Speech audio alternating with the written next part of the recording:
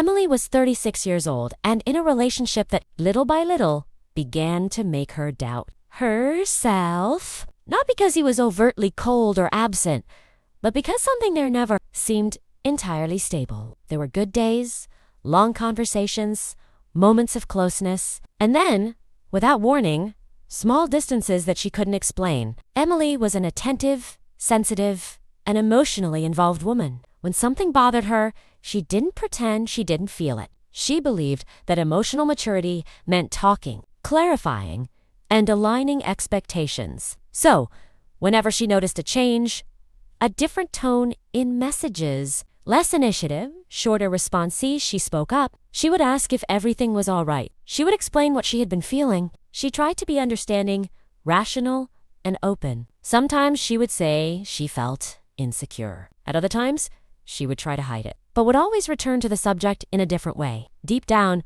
all she wanted was simple, to feel safe within the relationship. But instead of feeling closer, Emily began to feel increasingly anxious. The conversations never seemed to fully resolve anything. She would leave relieved for a few days, until the doubt returned, and then came the jealousy, the need to understand better, the urge to talk again, not to create conflict, but to avoid losing him. Over time, she began to feel that she was always trying to adjust something invisible, as if the connection depended on how well she could explain her feelings, as if she spoke better, more carefully, more clearly, he would finally understand. What Emily didn't realize was that it wasn't a lack of communication, and it wasn't excessive emotion either. The problem was the emotional place from which she was speaking. Without realizing it, each conversation was fraught with tension, fear of alienation, and a need for reassurance. And the more she spoke to feel secure, the more unstable everything seemed to become. Not because she was wrong for feeling that way,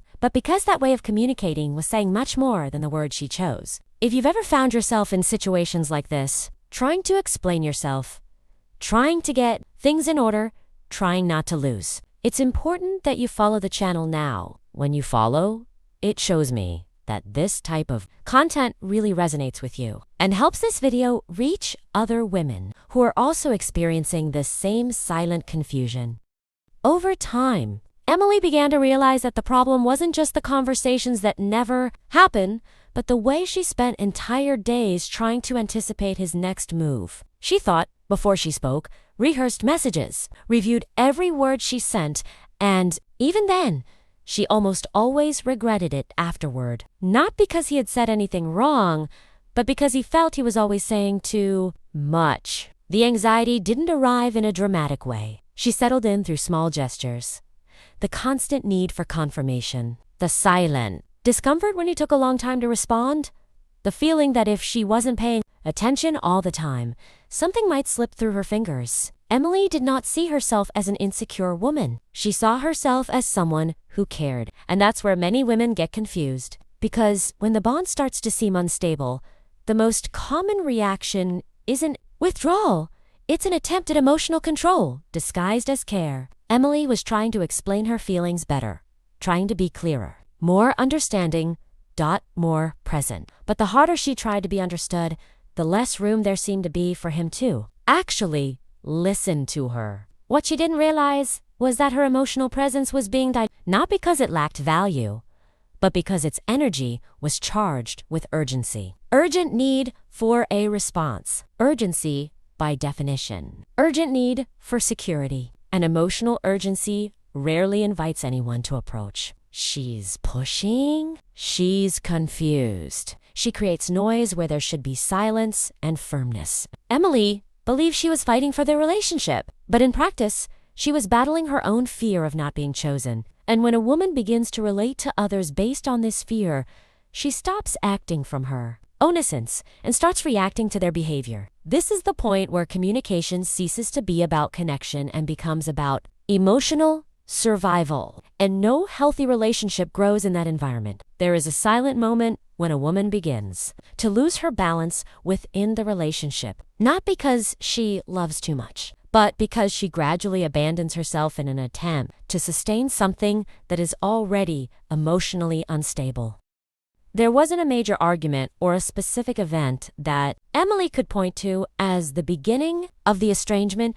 because the change happened quietly, almost imperceptibly, while she still believed that everything was under control. Over time, Emily began to notice that small emotional decisions that once came naturally now required effort, excessive reflection, and constant care to avoid saying or doing something that might cause discomfort. She began to think at length before expressing simple opinions, to rehearse questions that previously arose spontaneously, and to silence legitimate feelings for fear of seeming too intense or emotionally demanding. At the same time, she felt an internal pressure to always be available, always open, always ready to talk, as if any emotional space could be interpreted as disinterest or coldness. This is the point at which many women believe they are maturing emotionally, when, in reality, they are merely molding themselves to the fear of losing something that is already beginning to slip through their fingers. Emily wasn't becoming more self-aware, more feminine, or more emotionally balanced.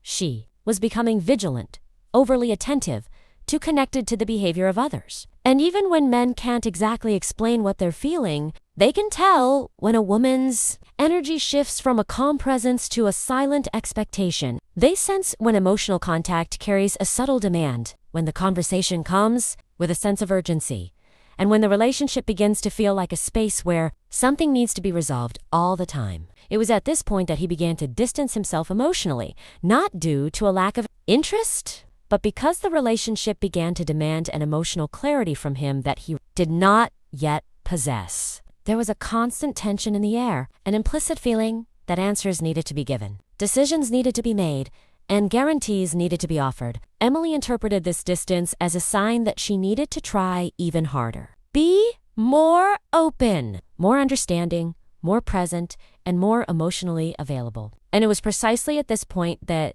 she began to lose herself within her own story, because the more she tried to maintain the connection, the more she distanced herself from herself. When a woman shifts the emotional center of her life to a man's behavior, she abandons her inner strength and begins to live in a state of reaction. In this state, no communication sounds secure, no conversation conveys stability, and no presence can generate tranquility even when the words seem correct. When a woman shifts the emotional center of her life to a man's behavior, she abandons her inner strength and begins to live in a state of reaction. It is at this moment that many try to resolve the distance by talking more, explaining more, and exposing themselves more, without realizing that this movement, more often than not, does not create connection, but only widens the gap.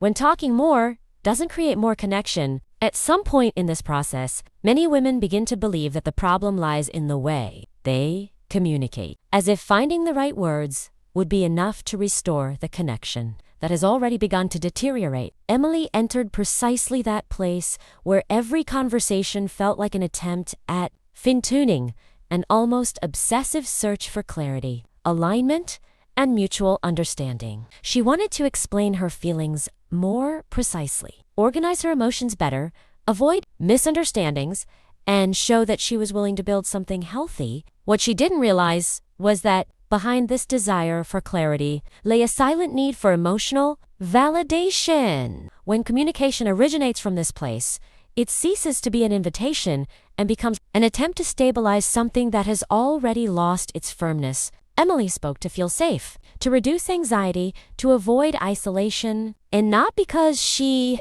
felt there was a real space for her to be heard. Even with calm and well-chosen words, the energy that accompanied these conversations carried tension, expectation, and an implicit request for a response. Men react not only to the content of words, but also to the emotional state of the speaker. And when they feel that the conversation is laden with neediness, they tend to shut down or withdraw. This doesn't happen because they don't care, but because they don't know how to occupy a space where there is an emotional need that hasn't been explicitly named. Emily believes she was communicating better, when in reality she was exposing herself more from a place of inner vulnerability. The more she explained, the more she felt she needed to explain, because no answer seemed sufficient to restore the sense of security she had lost. At this point, communication ceases to be a space for exchange and becomes a constant effort to keep something afloat. And when talking becomes an effort, the relationship is already asking for something different. Something quieter, firmer, and more connected to attitude than to words. It is at this moment that many women confuse emotional depth with excessive explanation, failing to realize that presence and stability communicate far more than any well-crafted speech.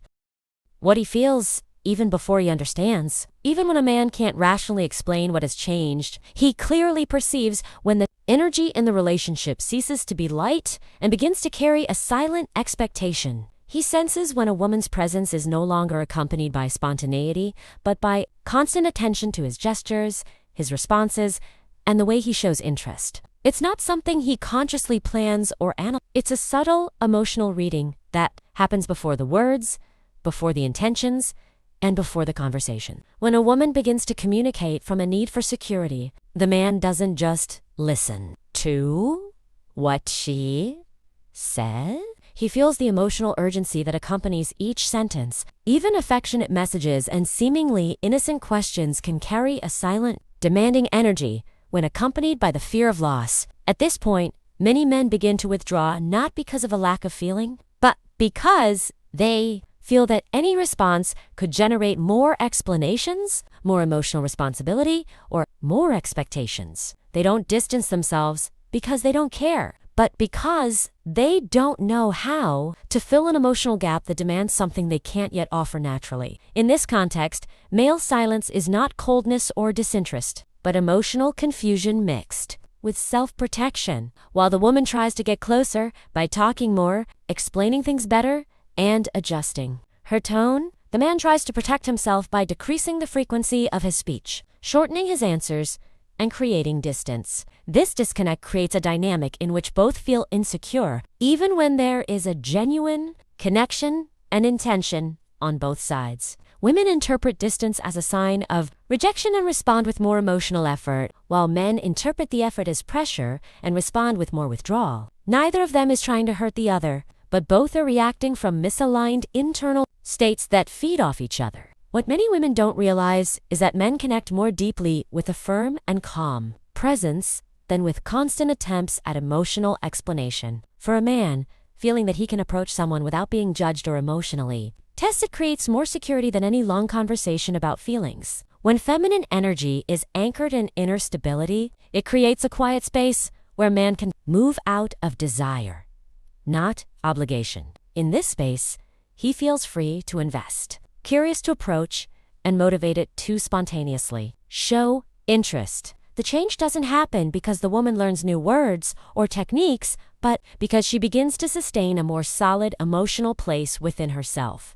It is at this point that the relationship ceases to be an invisible field of tension and begins to transform into a space where connection can grow without excessive effort. And when that happens, the man doesn't feel pressured to stay. He chooses to stay.